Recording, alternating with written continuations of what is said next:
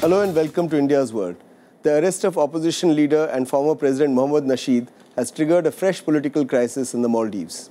Nasheed's arrest came weeks after the Jamhuri Party, a key ally of the ruling coalition of President Abdullah Yameen, defected. It joined forces with Nasheed's opposition, Maldivian Democratic Party or MDP. Together they have started a movement called Save the Constitution Movement. Nasheed has suddenly been charged with terrorism in a case dating back to 2011 for illegally ordering the detention of a judge when he was president. If Nasheed is convicted on terrorism charges, he could be in prison for up to 15 years, putting paid to all his political ambitions. Nasheed was arrested on February 22nd when the government expressed the apprehension that he might leave the country to escape the charges of terrorism. The capital Malé has been witnessing night marches and protests, and many Nasheed supporters have been arrested since. The government is unable to deal with the situation politically. Now, to discuss the deepening political crisis in the Maldives and its possible consequences, not only for the island nation, but also for neighboring India, we have with us a very distinguished panel of experts. We have with us Ambassador Kanwal Sibal, a formidable diplomat. He was India's foreign secretary. He served as India's ambassador to Russia, France, Egypt, and Turkey. We have with us Mr. Ravi Joshi, a former joint secretary in India's External Intelligence Agency, the Research and Analysis Wing, or RNAW. He's now an independent risk analyst and strategic consultant. He knows the Maldives well, as he served in the Indian High Commission there for 3 years. And we have with us Mr. Nandan Unnikrishnan, a distinguished journalist and a strategic affairs expert. He's vice president of the Observer Research Foundation, a think tank in New Delhi. He follows the developments in Maldives closely and knows many of the actors personally. So I welcome you, gentlemen, to this discussion. Ravi, let me begin with you. What are the factors which have contributed to the present political crisis? Why is it that ever since the dictatorship of Maumoon Abdul Gayoom, no president is allowed to finish his term? Well, there are several factors for that.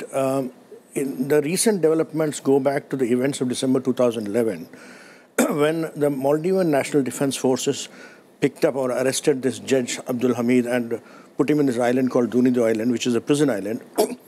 And that has been traced to an order issued by Mohammad Nasheed, the president, which he has denied in the recent appearance before the court. We really do not know whether he actually ordered the arrest or he simply said he was exasperated and he said something about the judicial system which made him helpless, and then an excessively exuberant minister might have done this arrest. We really do not know the details of the arrest, how it happened. However, he has now been charged with terror on grounds of terrorism, and which is an extremely serious charge, and if the charge is proved, he is likely to be in prison for the next 15 years. And that will, actually, as you said, it will really end his ambitions. It now needs to be seen as to how the court is going to try out former President Nasheed. But why wasn't he arrested all this while? Why did it take so long to arrest Nasheed now? Yeah. So what else was happening? Yeah, that's because the present government of Yameen has actually consolidated his power in a very substantial manner. His recent activities, if you see, his recent arrest of his own defense minister, Nazim, and then before that the sacking of the health minister, Ms. Shakila, and also sacking of the former Chief Justice of the Supreme Court and another judge, who were actually opposed to the annulment of the election process, which happened in 2013, September, indicates clearly a pattern of behavior on the part of Yameen. Yameen has been not tolerant of opposition. And now he has consolidated his position. He decided to strike on Nasheed. Okay. Nandan, why does the leader of the Jamhuri Party, Qasim Ibrahim, regret the fact that he supported Abdullah Yameen for his presidential bid in 2013? At that time, they were together. Yeah, what has led to their falling apart? Well, if Qasim, and if you remember, the election then was a runoff. In the sense, the first round, Nasheed had got 46 or 47%, and it was really 3% that he required to win in the second round. And Qasim, if Qasim had supported Nasheed, Nasheed was a shoo-in for the presidency. However, the story goes that Gayoom himself went and pleaded with Qasim to support Yameen, and he came and supported Yameen. I would tend to agree to a large extent with what Ravi said, that now Yameen's actions are governed by the fact that he feels he's in power and he's consolidated and he's got. But it also it's be... also, I think, it's also the fact that because Qasim has been driven out, he is worried, there is a certain element of worry that Qasim and Nasheed joining hands and Nasheed being outside could lead to turbulence of a kind that, I mean, the Maldivians don't really have a huge army or police and all to control everything. So that could lead to turbulence, which will could challenge him in power. But Qasim wanted to become the speaker. Yes. And he was his ambitions were thwarted. So by, if there was a quid pro quo, is it that Abdullah Yameen didn't sort of live up to the bargain and that's why Qasim Well, quit? it's not only the speakership. Abdullah Yameen has moved on the business interests of Qasim. Yeah. Qasim is one of the wealthiest. He owns the Villa Group. He owns the Villa Group, that's right, which have several resorts and all. And what he's doing is, Yameen has asked the Villa Group, which were given several uninhabited islands for development. The government of Maldives have asked the Villa Group to return those islands. So that's the beginning of squeezing the group. I could elaborate on that. Yeah. Actually, he was given an island called Mamigili Island for development of an economic zone kind of a thing, in which he was also building an airport for himself. And that island has now been taken away from Qasim. This was in opposition. This was because Qasim opposed a particular legislation of creating a CZ, which was meant basically to give it to the Chinese. Okay. All right. But Sibal, what does the opposition, the Jamhuri Party and the MDP, what do they mean by saying save the constitution? There is an elected government in place. There is an elected president in place. Nobody is questioning that election. The ruling coalition has 51 out of 85 seats in the Majlis or Parliament. So where is the constitutional crisis? Well, we've seen in other countries when parties have majority, they amend the constitution in favor of their own political ambitions. We've seen that happening or attempted in Turkey, for example, and in other countries. Now, clearly when they say save the constitution, what they really mean is that the constitution should not be amended by the majority in a way where you then, the government, actual government and the political leadership, under the veneer of a constitutional amendment, grab power and grab all the levers of power, modify the institutional basis of how the country is run. This is really what it means. Now, I don't know what the constitutional procedures are in Maldives, whether for any constitutional amendment you need a two-thirds majority, as it is in most countries, so that a simple majority should not enable the government in power to change the basic framework of law on the basis of which the country is governed. I'm not aware of that fact, but I suppose the thrust of Save the Constitution is that there should be rule of law, and that rule of law should be derived from the constitutional principles on which the country is being run, and there should not be any attempt to grab power and to, in a way, form a kind of an absolutist kind of power structure. So what you're saying in is which the current president assumes much greater powers than the Constitution currently allows him to accumulate. So you're saying that because they can't fight the constitutional changes within the Majlis, therefore they're fighting it in the streets. So this shows the failure of Maldivian democracy. Well, first of all, I don't know how much of a democracy really it is. I mean, I think it's all right, it's our neighbor and we have to be kind towards them. But in all our neighborhood, I'm not very sure that the democracy really works. I think it works very well in India. But in the rest of the neighboring countries, I think we can keep our views open and fluid with regard to how serious they are about their democratic structures. But the fact is, and just to answer your question very briefly, that if in the parliament, the other kind, the government has the majority and you're not able to change things, then you go to the streets and you try and mobilize public opinion. It's sort of thing that our party has done in a very different way. They're not amending the constitution, but in terms of generating public opinion in the direction of certain changes you want and how the government is run. So I think this is a normal democratic practice. So it's peaceful demonstrations are democratic in nature, but we need to take a break at this point. We'll be back again with this interesting discussion in a bit. Don't go away, stay with us. Welcome back. We're discussing the political crisis in Maldives. Ravi, how's the Maldivian constitution changed? Is it, as Ambassador Sibal was asking, is it through simple majority, is it through two-thirds majority, or is there some other process? And is the opposition right in saying that President Abdullah Yameen wants to change the constitution? Well, there are definite indications to that effect, that President Yameen would like to change the constitution in order to enhance his powers. And the constitution has normally been drafted by a special constitutional body, which consists of Majlis members and certain appointees to the president. So it's, and for amendments to the constitution, it requires two-thirds majority. And Yamin's party... So two-thirds of this body? Yeah, of the existing body. Of Majlis or the body they appoint? No, the body is basically, it drafts the constitutional legislation. Okay, so two-thirds of the Majlis is required. Two-thirds of the Majlis. So the process, is basically to enhance the presidential powers and to give him powers to decide on such issues as the distribution of land for economic development, and he has also been, now that he has been part of the China's maritime Silk Route, he has been wanting to gain more powers to deal with foreign governments to negotiate on handing over strategic assets of the government.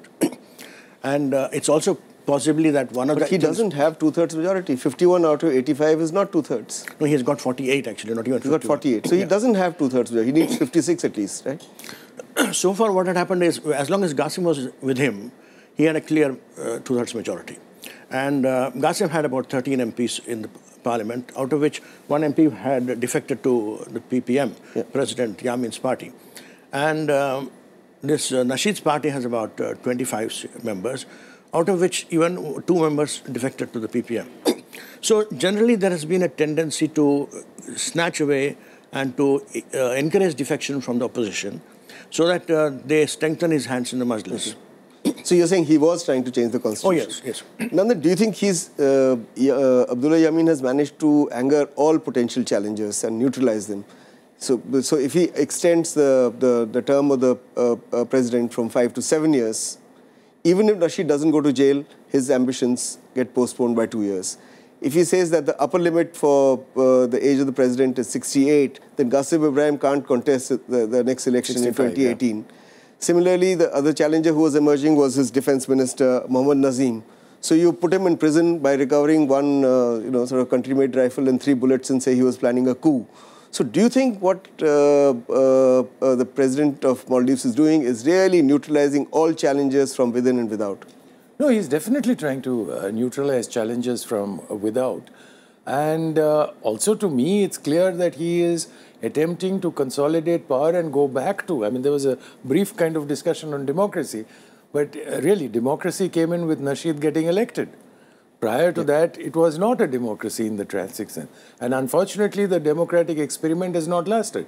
And President Yamin belongs to the Gayoom family, and he's going back to the usual mode of business, where the family runs the country. So he wants that situation brought back. Now, one is, of course, extension of his term from 5 to 7 years. But what is more important, Will it be done retrospectively or prospectively? No, it will have to be done prospectively. You can't really do it retrospectively. But the point here is not so much the extension of his power. The point is, the only really credible challenge to him is Nasheed. You don't have to put Nasheed in jail. You convict him, find him guilty, and then magnanimously release him. That's maybe there, but he cannot contest anymore. Once he is convicted, he cannot be a presidential candidate. You see, so, I mean, 15 years in jail, of course, is a threat. But the fact is that given the kind of case that exists against Nasheed, he can be brought to conviction at any point of time. So as far as I am concerned, my personal view is that President Yamin has all the attributes of want-to-be authoritarian leader, and he's taking the classical steps of attempting to consolidate his power. See, on this, most people believe that Nasheed is a very popular politician, and he has 25 seats in parliament. I don't know how fair those elections were, but still he has 25 seats in parliament. So there is a political party behind him. There's a section of the public opinion behind him. So if on the basis of trumped-up charges of terrorism, which does not apply in this case, I mean, any sense of jurisprudence will tell you that if he ordered the arrest of a judge, it is not terrorism. It can be abuse of power, and you can punish him for that kind of abuse or excessive use of power or conspiracy or anything else, but this is not terrorism. So now if they were to do that and arrest him, and put him in jail on trumped-up charges. Obviously, they are playing with a section of public opinion in Maldives which will be agitated. So you'll have more street demonstrations, more volatile politics, more opposition within the country. And as a reaction, the government will become more authoritarian. This is the road, actually, to political turmoil within the country. And it's not a sensible course for... But then it's a small country.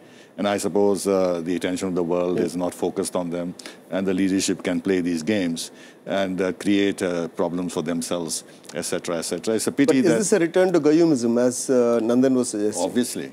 Obviously, because... but Gayyumism with a vengeance, where it is where the new ideology is led not by the old man Gayyum, but his half-brother Abdullah Yamin Gayyum. No, I think it's a reflection of the system, and since it was a kind of a authoritarian system for so many years, that particular bug within the political system has not disappeared and infects the politicians. They're trying to evolve some kind of a democracy, but these are the teething troubles that they are having. I won't take their democracy very seriously, but nevertheless, they also want to observe some kind of a framework of acting within certain legal limits, and hence this whole business about constitution changes and whatever they are playing with. But it's a mess, unfortunately. No, quickly, so we can't take the democracy seriously, but we should take Gayyumism seriously. It worked successfully for 35 years. No, I would say that, well, I accept this fact that the Gayyum's network of power still remains very much intact in the bureaucracy,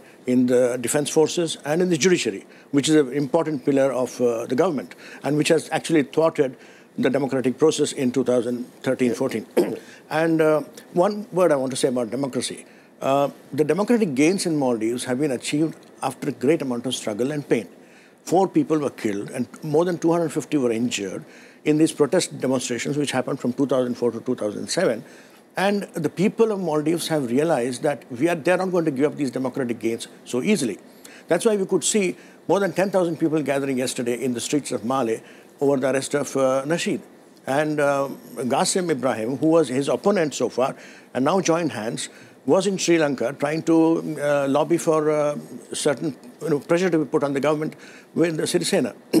So these are interesting developments, and the joining hands of Qasim and Nasheed is going to be a very potent force, and it is difficult to challenge that. I'll come back to you in a bit. We need to take a break. We'll continue with this discussion in a short while. Don't go away. Welcome back. We're discussing the political crisis in Maldives. Nandan, you wanted to say something? No, I just wanted to bring a small point about turmoil, which Ambassador Sibal quite correctly pointed out, is that, it's a double-edged sword, because 80 to 85% of Maldivian revenue is derived from tourism. And therefore, any prolonged turmoil immediately affects that. So, it can cut both ways. The government could utilize this by saying, look, let's have calm and quiet because we are undercutting ourselves. So it is a very difficult choice. Now, let me ask you something slightly different, Sibal. What is the strategic importance of Maldives for India and for China? And is Maldives back to playing the China card with India? If the China factor was not there, frankly, we could ignore the Maldives and not worry too much about what is happening there. Of course, there has always been this Islamist dimension, a close relationship with the Gulf, a lot of money being coming in into Maldives. And therefore, that, of course, is a problem, could be then the base of destabilization in the southern part of our country. But for the China factor, and the inroads China is making into the Indian Ocean, this whole now one belt, one road strategy, which was earlier the string of pearls stuff, and the fact that they have leased an island from Maldives, all these are very worrying. And China has this very convenient strategy that we don't interfere in your internal affairs. So the worst thing can happen. Rogue regimes can come to power, but China will, take the cover of the fact that they don't interfere in the internal relations of the country. But can we take that cover? No, we can't, unfortunately. That's the whole business. That's the big problem for us. We are a democracy. We have a public opinion. And it is proper for us to be able to manage our environment in a way that these kind of regimes, this kind of abuse of power, which can ultimately affect our interests, is not too blatant. Now, in this case, they have played the China card. They are playing the China card.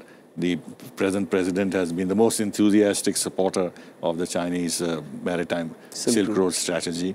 And the fact that if the Chinese get a foothold and develop a base in one of those islands gives them a very important strategic platform in this region as part of their larger strategies. Therefore, we cannot simply afford to ignore the Chinese challenge. But unfortunately, if we start interfering in the internal relations and start taking sides and try and build democracy, it will give the certain elements in Maldives more reason actually to come closer to China and for China to actually exploit that in order to strengthen its strategic position in the Maldives. Let me also take that question to Ravi. Now, India obviously is concerned, but the more India expresses concern about developments in Maldives, in the context of eroding support for Abdullah Yameen government, might not this be taken as an expression of support for the opposition? And would that not prompt the government to take harsher steps against the opposition?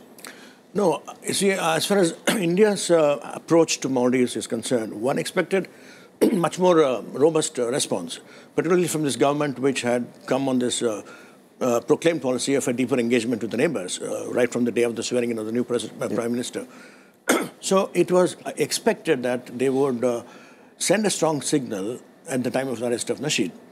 Not only because he is a friend of India, but because he is a Democrat and he has been struggling for democratic gains in this country, and arresting him, a former president, on terrorism charges is simply not acceptable. So our response was mealy-mouthed, right? It was absolutely... But if it was more, my question was, if it was more robust, would it not make the oppression even more in Maldives? No, not at all. In fact, they do keep an ear open for the response from neighboring countries, particularly India and Sri Lanka. Okay. And they would be definitely worried in taking further action. In fact, one of the signals that Yameen sent was he postponed or cancelled his trip to Pakistan, which was scheduled to do last week. Okay. Nandan, Prime Minister Modi, who was supposed to go on a four-nation Indian Ocean tour, apparently has taken Maldives off his calendar. Now, there can be various opinions on whether that is good or bad or whatever. But my question to you is, what are the range of options available to India to sort of pursue its own interests in Maldives and also support the fledgling democracy of Maldives? You know, I would tend to agree with Ravi here that this is a window of opportunity where we still have influence and we have capability in the Maldives, and therefore we should use it. So maybe a stronger statement would have been taken more seriously. But if we stick to this traditional anodyne, satisfy everybody kind of approach, it is going to be more difficult. And as President Yameen consolidates, however strong you get, the moment he gets stronger, then, he's less likely to listen to you. That is one. Secondly, the Chinese are moving in a big way. I mean, they're offering him alternatives. The Chinese are saying that they want to increase tourism. They are saying that they will build infrastructure in that place. So they're effectively telling him, don't worry about loss of tourist revenue. We will make up for it. In fact, I want to add on to that. Quickly. Yeah, the Chinese are now the largest tourist inflow into Maldives. Yeah. And as he said about infrastructure, the Chinese had promised to build a bridge from the Hulule airport to Malé, the capital, which would have changed the entire the geography of the region. Okay, we're talking about China so much, so let me ask you of another threat, which is of Islamic fundamentalism. Maldives is a fully Islamic country. Now, there are very serious reports of youngsters from Malé, not from rural islands of various far-off atolls, leaving for Syria to fight with the Islamic State. Now, a lot of them will die there, but some of them will come back. And when they come back, they'll come with this jihadi ideology, that baggage of jihadi ideology. And how would that change the politics of Maldives? And how much of a threat is it to India? It is a threat because Pakistan will, as usual, fish in troubled waters, as they've done in the past. It can become another base for infiltration into Kerala and to southern India. So we have to be very watchful. This has been a constant concern. And therefore, to that extent, the introduction of democracy and the emergence of Nasheed as a leader was a very welcome development to us. On the other hand, Nasheed is very volatile, he's very mercurial, he doesn't listen to advice, he's very passionate, and we had trouble dealing with him. But coming back to what you said about whether Prime Minister's cancellation was a wise thing or not a wise thing, I suppose what might have been the reason for cancellation is that if he went at this stage, this would indirectly be an endorsement of what the government is doing. Because after when you go, then you're not going to go there and start criticizing the government and putting them on the mat and issue all sorts of negative statements. Then you have to show some positive results, which would actually mean strengthening the present government's hands. But I would say a better via media would have been to have issued perhaps a stronger statement deploring what is happening and give some kind of political diplomatic support to those elements of political opinion which are pro-Indian in the country. And at the same time not burn your boats altogether, bridges altogether. We've run out of time, but I'll give you the last. No, but I want an answer from you. Yeah. Not so much on jihad. Yeah. If things get really bad in Maldives, do you see India imposing graduated sanctions against Maldives, and what impact will they have? Well, India had imposed sanctions, travel restrictions in the past, and I'm sure we could think of similar and more stronger sanctions. But what would be important is to see that the developments are we act as a mediator to change the nature of developments there and to bring those people onto the negotiating table and sort it out. That would be more useful. Can that be done? Yes, it can be. At this point, India has... Can you mediate? Yes. We should do that very actively. Okay. We should cultivate all sections of public opinion, even those who seem to be pro-Chinese and are hurting our interests, because we simply can't afford to ignore these developments in view of the Chinese challenge, and we have no option but to deal with everyone. Okay. On that happy note and on that positive suggestion to the government, we come to the end of this program. I'd like to thank all my guests, Nandan, Unnikrishnan, Ravi, Joshi, Ambassador Sibal, for coming here and participating in this discussion. That's all we have for you today. We'll be back again next week as usual. Till then, goodbye and thanks for watching India's World.